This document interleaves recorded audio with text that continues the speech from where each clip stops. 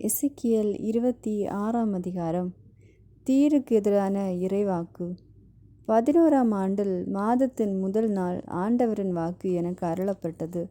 மானிடா, எருசலேமை குறித்து தீர் நகரம் கூறியது: ஆஹா, நாடுகளின் கதவுகள் உடைக்கப்பட்டுள்ளன, அந்நகரம் எனக்கு திறந்துள்ளது, அது அழிவில் வீழ்ந்து கிடப்பதால் நான் வளமடைவேன். எனவே தலைவராகிய ஆண்டவர் இவ்வாறு கூறுகிறார்: தீர் நகரே, நான் உனக்கு எதிராயிருக்கிறேன். கடல் அலைகள் எழும்புவது போல் உனக்கு எதிராக பல மக்களினங்கள் எழும்பும்படி செய்வேன். அவர்கள் தீர் நகரின் மதில்களை அழிப்பர், அதன் காவல் மாடங்களை இடித்து தள்ளுவர். இடிபாடுகளும் அதில் இராதபடி வெறும் கற்பாறையாக தோன்ற செய்வேன். கடல் நடுவே வளைகாயும் திட்டாய் அது மாறும். ஏனெனில் நானே உரைத்தேன் என்கிறார் தலைவராகிய ஆண்டவர். எல்லா மக்களினங்களுக்கும் கொள்ளை பொருளாகும் அந்நகர். உன் நாட்டில் உள்ள அதன் புற நகர்கள் வாளால் அழிக்கப்படும். அப்போது நானே ஆண்டவர் என்பதை அவர்கள் அறிந்து கொள்வர். ஏனெனில் தலைவராகிய ஆண்டவர் இவ்வாறு கூறுகிறார்: இதோ, வடக்கிலுள்ள மன்னரின் மன்னனாம் பாபிலோனின் மன்னன் நேபுகாத்நேசரே, குதிரைகளோடும் தேர்களோடும் குதிரை வீரர்களோடும் பெரிய படைகளோடும் தீர் நகருக்கு எதிராக வர செய்வேன். உள்நாட்டிலுள்ள உன் புறநகர்களை அவன் வாளால் வீழ்த்துவான். உனக்கு எதிராய் மண்மேடு எழுப்பி உன் மதில்களுக்கு எதிராய் முற்றுகை அரண் அமைத்து உனக்கு எதிராய் தன் கேடயங்களை உயர்த்துவான். அரண்தகர் பொறிகளை உன் மதில்களுக்கு எதிராய் திருப்பி உன் காவல் மாடங்களை படைக்கலன்களால் நொறுக்குவான். அவனுடைய குதிரைகள் மிகுதியானவை, எனவே அவை கிளப்பும் புழுதி உன்னை மூடும். இடித்து திறக்கப்பட்ட நகரில் எளிதாய் நுழைவது போல் அவன் உன் நகரில் நுழைகையில் குதிரைகளும் வண்டிகளும் தேர்களும் எழுப்பும் பேரொலியால் உன் மதில்கள் அதிரும். குதிரைகள் குளம்புகளால் உன் தெருக்களை அவன் மிதிப்பான். வாளால் உன் மக்களை கொல்வான். வலிமையான உன் தூண்கள் தரையில் வீழும்.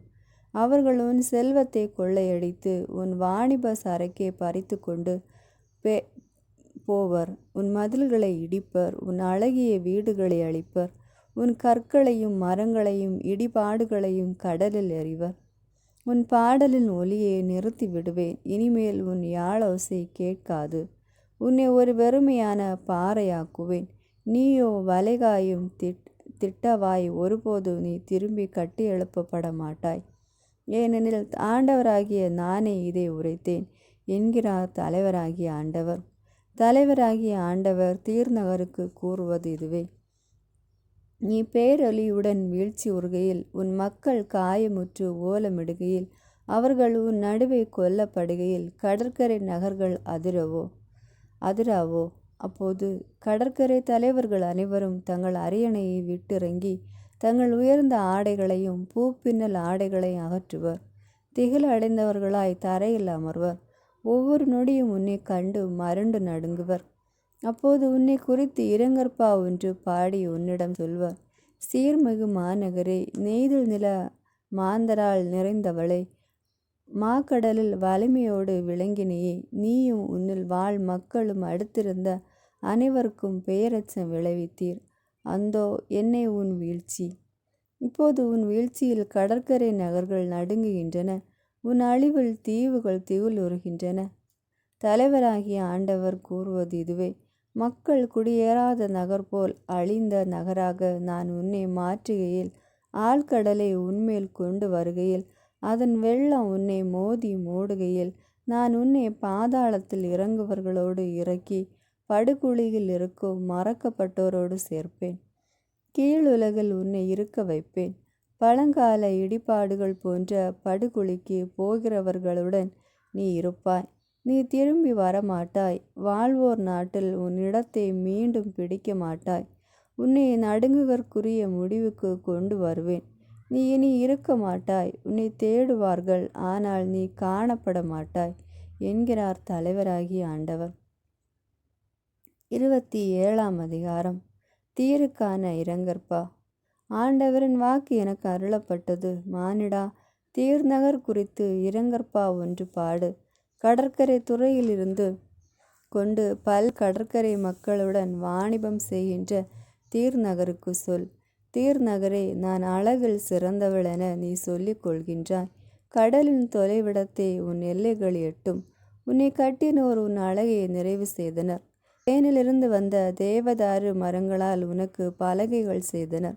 லெபோனின் கேதுரு மரத்தால் உனக்கு பாய்மரம் அமைத்தனர். பாசானிலிருந்து கொண்டு வந்த கருவாலி மரங்களால் துடுப்புகள் செய்தனர். கித்தம் தீவுகளின் சவுக்கு மரங்களால் உன் மேல்தளம் கட்டி அதில் தந்தங்களை இழைத்தனர்.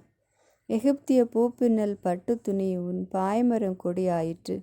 எலிசா தீவின் நீல துணியும் சிவப்பு துணியும் விதானமாயின. சீதோன் அர்வாத்து குடிமக்கள் உனக்கு தண்டு வலிப்போராயினர். தீர் நகரை உன் திறமை மிக்க ஆடவர் உன்னிடம் இருந்தனர். அவர்களே உன் மாலுமிகள் ஆயினர். கேபால் நகரின் மூத்த கைவினைஞர் பழுது பார்க்கும் பணிபுரிந்தனர். கடலில் உள்ள எல்லா மரக்கலங்களும் அதன் மாலுமிகளும் உன் வாணிப பெருக்கில் ஆர்வம் கொண்டனர். பாரசீகர், லூதியர், பூத்தியர் முதலியோர் உன் படையில் வீரராய் சேவை செய்தனர். உன் மதில்களில் அவர்கள் தங்கள் கேடயங்களையும் தலை சீராக்களையும் தொங்கவிட்டு உனக்கு பெருமை சேர்த்தனர். அர்வாதியாரும் ஏலோக்கியரும் உன் மதில் மேல் எப்பக்கமும் நின்றனர். கம்மாத்தியர் உன் காவல் மாடங்களில் நின்றனர். தங்கள் கேடயங்களை உன் மதில்களில் எப்பக்கமும் தொங்கவிட்டு உன் அழகுக்கு அழகு சேர்த்தனர். உன் பெரும் சொத்து காரணமாய் தர்சீசு உன்னோடு வாணிபம் செய்தது. வெள்ளி, இரும்பு, வெள்ளியம், காரியம் ஆகியவற்றை உன் வாணிப பொருட்களாய் பண்ட மாற்றினர். யாவானும் தூபாலும் மெசேக்கும் உன்னோடு வாணிபம் செய்தன. உன் பொருட்களுக்காய் அடிமைகளையும் வெண்கலத்தையும் பண்ட மாற்றினர். உன் வணிக பொருட்களுக்காய் பெத்தோக்கர் மாவினர் குதிரைகளையும் போர்க்குதிரைகளையும் கோவையர் கழுதைகளையும் பண்ட மாற்றினர். தெதான் மக்கள் உன்னுடன் வாணிபம் செய்தனர். பல கடற்கரை நகர் மக்கள் உன் வாடிக்கையாளராயினர். அவர்கள் யானை தந்தங்களையும் கருங்காலி மரங்களையும் உன் பொருட்களுக்கு ஈடாய் தந்தனர். சிறியர் உன் மிகுதியான பொருட்களை முன்னிட்டு உன்னுடன் வாணிபம் செய்தனர். அவர்கள் சிவப்பு கற்கள், சிவப்பு பட்டாடைகள், பூப்பின்னல் ஆடைகள், விலையுயர்ந்த நாற்பட்டு ஆடைகள், பவளங்கள், பளிங்கு கற்கள் யாவற்றையும் உன் சந்தைக்கு கொண்டு வந்தனர். யூதாவும் இஸ்ரேலும் உன்னுடன் வாணிபம் செய்தன. உன் பொருட்களுக்காய் மின்னித்து, பன்னாக்கு ஆகிய ஊர்களின் கோதுமை தைலங்கள், தேன், எண்ணெய், நறுமணப் பொருட்கள் ஆகியவற்றை பண்ட மாற்றினர். தமஸ்கு நகரினர் உன்னுடைய மிகுதியான செல்வத்திற்காகவும் பலவகை பொருட்களுக்காகவும் உன்னுடன் வாணிபம் செய்து எல்போனின் திராட்சை ரசத்தையும் சகாரின் கம்பளியையும் பண்ட மாற்றினர். தானியரும் ஊசாவில் உள்ள கிரேக்கரும் உன்னுடன் வாணிபம் செய்தனர். அடித்த இரும்பு, லவங்கம், வசம்பு ஆகியவற்றை பண்ட மாற்றினர். தெதான் நாட்டினர் குதிரையில் சவாரி செய்ய உதவும் சேணங்கள் கொண்டு வந்து உன்னிடம் வாணிபம் செய்தனர். உன் வாடிக்கையாளரான அரேபியா, கேதார் ஆகிய நாட்டு மன்னர்கள் ஆட்டுக்குட்டிகளையும் கிடாய்களையும் வெள்ளாடுகளையும் கொண்டு வந்து உன்னுடன் வாணிபம் செய்தனர். சேபா மற்றும் ராமா ஆகிய நகர்களின் வணிகர்கள் உன்னுடன் வாணிபம் செய்தனர். அவர்கள் உன் பலவகை பொருட்களுக்காய் விலையுயர்ந்த நறுமண பொருட்களையும் இரத்தின கற்களையும் தங்கத்தையும் பண்ட மாற்றினர். ஆரான், கன்னே, ஏதேன் நகரினரும் சேபா, அசூர், கில்மாது நாட்டினரும் உன்னுடன் வாணிபம் செய்தனர். அவர்கள் சிறந்த போர்வைகள், நீலப்பட்ட ஆடைகள், பூப்பின்னல் ஆடைகள், பல வண்ண கம்பளங்கள், நேர்த்தியாய் பின்னிய கயிறுகள் ஆகியவற்றை உன் சந்தையில் கொண்டு வந்து பண்ட மாற்றினர். தர்சீசு நகர் கப்பல்கள் உன் பொருட்களை ஏற்றி செல்கின்றன. கடல் நடுவே மிகுந்த சரக்கால் சுமத்தப்பட்டுள்ளாய். தண்டு வலிப்போர் உன்னை ஆழ்கடலில் கொண்டு செல்கின்றனர். ஆனால் கீழே காற்று கடலில் நடுவே உன்னை உடைத்துவிடும். உன் கப்பல் உடையும் நாளில் உன் செல்வமும் வணிக பொருட்களும் உன் கடலோடிகளும் மாலுமிகளும் பழுது பார்ப்போரும் வணிகரும் உன் போர் வீரர் யாவரும் கப்பலில் இருக்கும் எல்லோரும் ஆழ்கடலில் மூழ்கி போவர். உன் மாலுமிகள் ஓலமிடுகையில் கடற்கரை நாடு அதிரும். தண்டு வலிப்போர் அனைவரும் கப்பல்களை கைவிட்டு விடுவர். கடலோடிகளும் எல்லா மாலுமிகளும் கடற்கரையில் வந்து நிற்பர். உரத்த குரல் எழுப்பி உன்னை குறித்து கசந்தழுவர். புழுதியை தங்கள் தலைமேல் வாரி போடுவர். சாம்பலில் புரண்டு அழுவர். உன் பொருட்டு தங்கள் தலைவர்களை மலித்து கொள்வர். சாக்கு உடையை உடுத்தி கொள்வர். உனக்காக உளநொறுங்கி அறுவர். மனக்கசைந்து புலம்புவர். உனக்காக அழுது புலங்கையில் புலம்புகையில் உன்னை குறித்து இரங்கற்பா ஒன்று பாடுவர். கடல்களால் மூழ்கடிக்கப்பட்ட தீருக்கு நிகரான நகரேது என பாடுவர். உன் வணிக பொருட்களை கடல் கடந்து செல்கையில் பல்வேறு நாட்டினரை நிறைவு செய்தாய். உன் பெரும் செல்வத்தாலும் வணிக பொருட்களாலும் மண்ணுலகின் மன்னர்களை செல்வராக்கினாய். இப்போது நீயோ கடலால் நொறுங்கி விட்டாய், கடலின் ஆழத்தில் அமிழ்ந்து விட்டாய். உன் பொருட்களும் உன் நடுவில் இருந்த மாலுமிகளும் கடலுக்குள் மூழ்கிவிட்டன.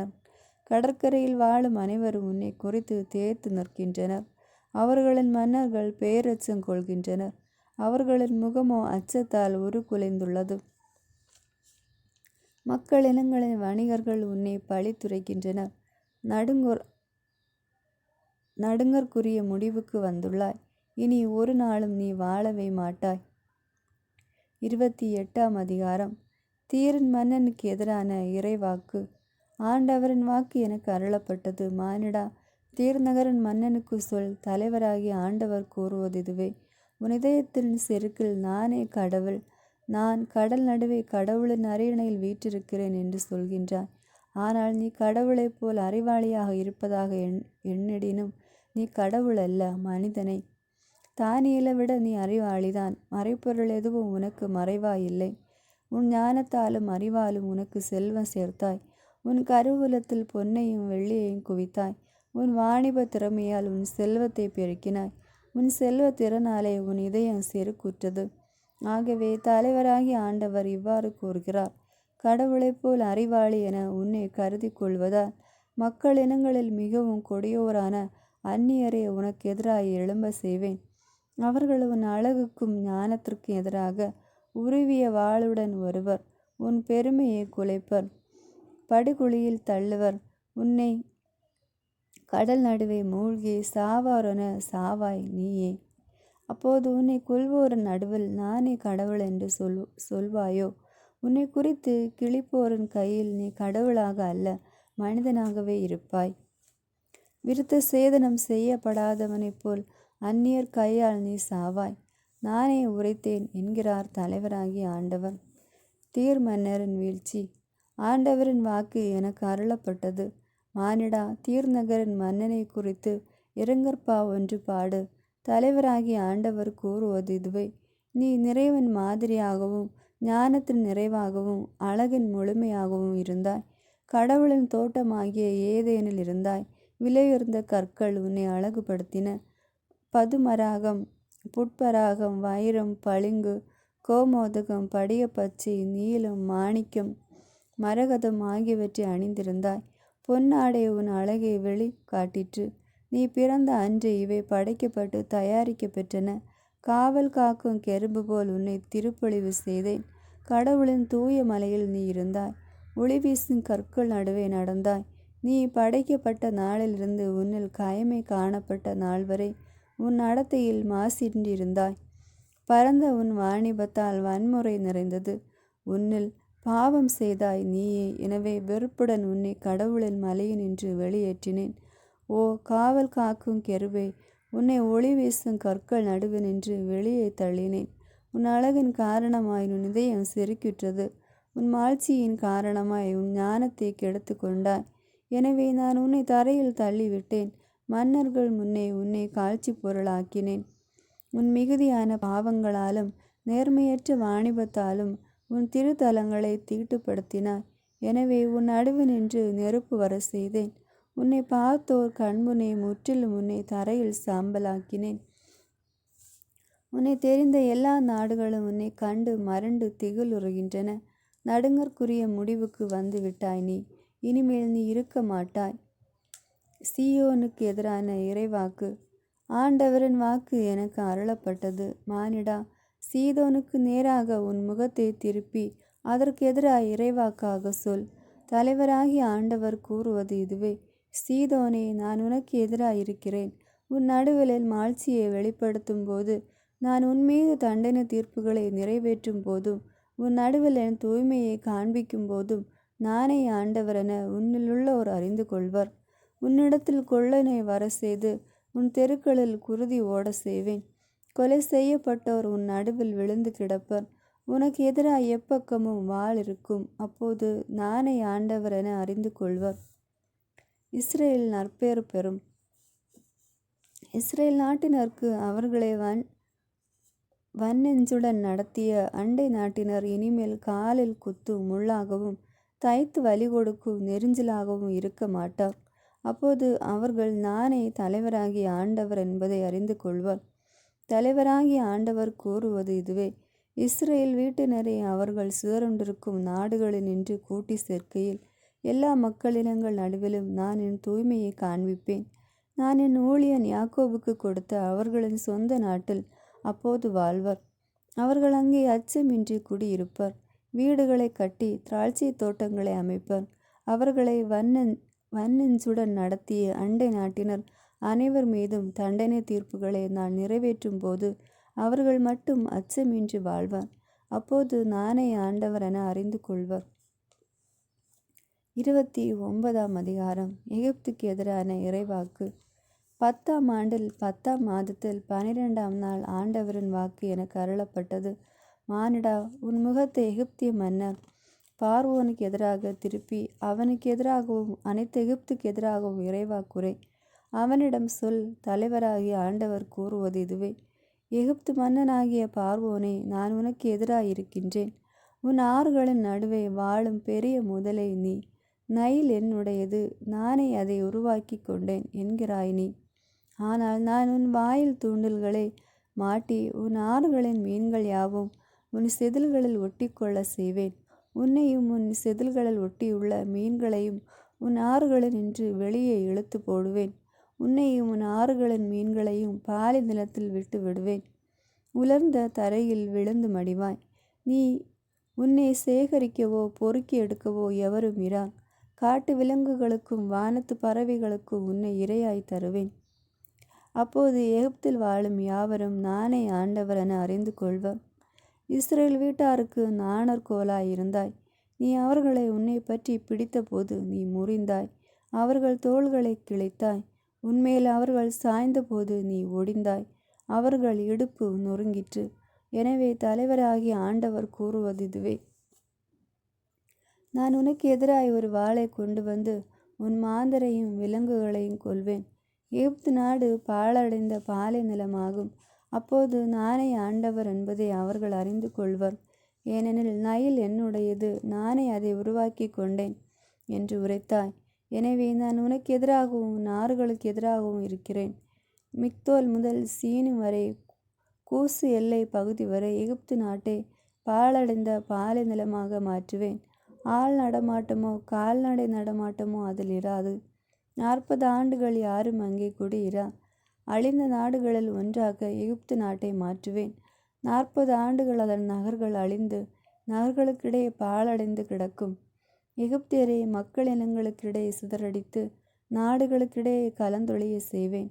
ஏனெனில் தலைவராகிய ஆண்டவர் கூறுவது இதுவே: 40 ஆண்டுகள் முடிந்த பின் எகிப்தியரை அவர்கள் சிதறுண்டிருக்கும் நாடுகளினின்று கூட்டி சேர்ப்பேன். எகிப்தின் செல்வங்களை அவர்களுக்கு திருப்பிக் கொடுப்பேன். அவர்களை அவர்களின் முன்னோர் நாடாகிய பத்ரோசுக்கு கொண்டு சேர்ப்பேன். அங்கே எல்லா அரசுகளையும் விட சிறிய அரசராய் அதிருக்கும். மற்ற நாடுகளை விட ஒருபோதும் தன்னை உயர்த்தி கொள்ளாது. நாடுகளை ஒருபோதும் அது ஆட்சி செய்ய இயலாதவாறு அதை மிகவும் வலுவிழக்க செய்வேன். இஸ்ரேல் மக்களுக்கு எகிப்து ஒருபோதும் நம்பிக்கையின் அடிப்படையாய் இராமல் அதனிடம் அவர்கள் உதவி கேட்ட பாவத்தின் நினைவாக மட்டுமே இருக்கும். அப்போது நானே தலைவராகிய ஆண்டவர் என அறிந்து கொள்வர். மாமன்னர் நெபுகேசனர் எகிப்தை கைப்பற்றுதல். 27ஆம் ஆண்டு முதல் மாதம் முதல் நாள் ஆண்டவரின் வாக்கு எனக்கு அருளப்பட்டது. மானிடா, பாபிலோன் மன்னர் நெபுகேசனர் தீர் நகரை முற்றுகையிடுகையில் தன் படைகளுடன் வருந்தி முயன்றான். தலைகள் யாவும் மொட்டையடிக்கப்பட்டன. தோள்கள் யாவும் புண்ணாய் போயின. ஆயினும் தீர் நகருக்கு எதிராக அவனும் அவன் படைகளும் செய்த முற்றுகையில் அவர்களுக்கு யாதொரு கைமாறும் கிட்டாமற் போயிற்று. எனவே தலைவராகிய ஆண்டவர் இவ்வாறு கூறுகிறார்: நான் எகிப்தை பாபிலோனின் மன்னன் நெபுகேசனருக்கு கொடுக்கப் போகிறேன். அவன் அதன் செல்வத்தை கொள்ளையிட்டு வாரிக்கொண்டு போவான். அது அவன் படைகளுக்கு கூலியாக அமையும். அவனுடைய முயற்சிகளுக்கு கைமாறாய் நான் எகிப்தை அவனுக்கு கொடுப்பேன். ஏனெனில் அவனும் அவன் படைகளும் அதை எனக்காகவே செய்தன என்கிறார் தலைவராகிய ஆண்டவர். அந்நாளில் இஸ்ரேல் வீட்டாருக்காக ஒரு கொம்பு முளைக்க செய்வேன். அவர்கள் நடுவில் உன்னை பேச வைப்பேன். அப்போது நானே ஆண்டவர் என அறிந்து கொள்வர். 30ஆம் அதிகாரம். எகிப்தை ஆண்டவர் தண்டிப்பார். ஆண்டவரின் வாக்கு எனக்கு அருளப்பட்டது. மானிடா, இறைவாக்காக சொல். தலைவராகிய ஆண்டவர் கூறுவது இதுவே: ஐயோ, துன்பத்தின் நாள் வருகின்றது என்று அலறுங்கள். ஏனெனில் அருகில் உள்ளது அந்த நாள். ஆண்டவருக்குரிய அந்த நாள் அண்மையில் உள்ளது. அது மேகத்தின் நாள், வேற்றினத்தாருக்கு அழிவின் நாள். எகிப்திற்கு எதிராய் ஒரு வாள் வரும். கூசு பகுதியில் திகைப்பு மேலோங்கும். எகிப்தில் கொல்லப்பட்டோர் வீழ்கையில் அதன் செல்வங்கள் வாரிக்கொண்டு செல்லப்படும். அதன் அடித்தளங்கள் அழிந்து போகும். எகிப்துடன் கூசு, பூத்து, லூது, அனைத்து அரேபியா, லிபியா மற்றும் நான் உடன்படிக்கை செய்து கொண்ட நாட்டின் மக்கள் யாவரும் வாளால் வீழ்வர். ஆண்டவர் கூறுவது இதுவே: எகிப்தின் கூட்டு நாடுகள் வீழும். அதன் பெருமைக்குரிய வலிமை தோல்வியுறும். மிக்தோல் முதல் சீனி வரையில் உள்ள பகுதிகள் எல்லோரும் வாளால் வீழ்வர் என்கிறார் தலைவராகிய ஆண்டவர். அவர்கள் பாழாக்கப்பட்ட நாடுகளுக்குள் பாழாகி கிடப்பர். அவர்களின் நகரங்கள் அழிந்த நகரங்கள் நடுவே அழிந்து கிடக்கும். நான் எகிப்துக்கு தீ வைத்து அதற்கு துணையாயிருந்தோரை நொறுக்கும்போது நானே ஆண்டவர் என்பதை அறிந்து கொள்வர். அந்நாளில் கூசு மக்களின் மன உறுதியை குலைத்து நான் கப்பலில் தூதரை அனுப்புவேன். எகிப்தின் அழிவு நாளில் திகில் அவர்களை ஆட்கொள்ளும். ஏனெனில் அந்நாள் உண்மையிலே வரப்போகின்றது. தலைவராகிய ஆண்டவர் கூறுவது இதுவே: பாபிலோனின் மன்னன் நேபுகத்நேசரின் கையால் எகிப்தின் செல்வத்தை அழிக்கப் போகின்றேன். மக்கள் இனங்களில் மிகவும் வலிமை வாய்ந்த அவன் படைகளும் நாட்டை அழிக்க கொண்டு வரப்படும் எகிப்திற்கு எதிராய் அவர்கள் வாளை உருவி கொலை உண்டோரால் நாட்டை நிரப்புவர். ஆறுகளின் தண்ணீரை வற்ற செய்து தீயோருக்கு நாட்டை விட்டு விடுவேன்.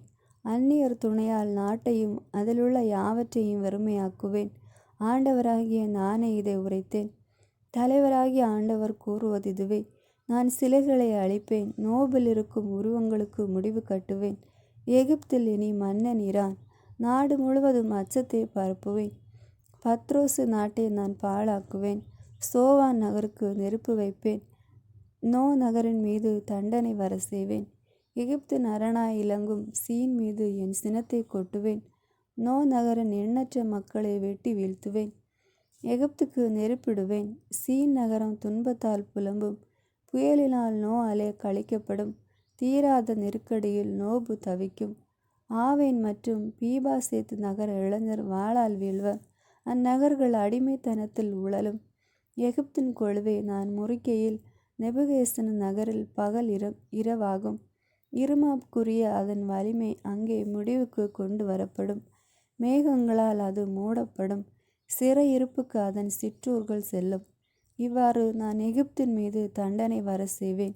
அப்போது நானே ஆண்டவர் என்பதை அறிந்து கொள்வர். எகிப்திய மன்னனின் வலிமை முறிந்தது. 11ஆம் ஆண்டு முதல் மாதத்தின் 7ஆம் நாள் ஆண்டவரின் வாக்கு எனக்கு அருளப்பட்டது. மானிடா, எகிப்தின் மன்னன் பார்வோனின் கையை நான் முறித்து விட்டேன். ஆயினும் அது குணமாகும்படி கட்டு போடப்படவில்லை.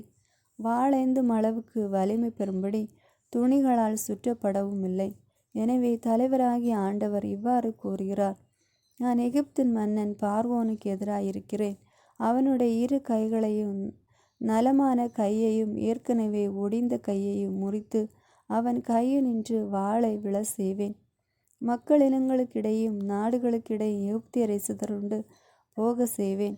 பாபிலோன் மன்னனின் கைகளை வலுப்படுத்தி என் வாளை அவன் கையில் கொடுப்பேன். ஆனால் பார்வோனின் கைகளையோ முறிப்பேன். அவன் பாபிலோன் மன்னனின் முன்னிலையில் படுகாயமுற்ற மனிதனாய் புலம்புவான். நான் பாபிலோன் மன்னன் கையில் வாளை கொடுத்து அதை அவன் எகிப்துக்கு எதிராய் சுழற்ற செய்வேன். அப்போது நானே ஆண்டவர் என்பதை அவர்கள் அறிந்து கொள்வர். எகிப்தியரை பல்வேறு மக்களிடையேயும் நாடுகளுக்கிடையும் சிதறடிப்பேன். அப்போது நானே ஆண்டவர் என்பதை அவர்கள் அறிந்து கொள்வர். ஆமேன். God bless you.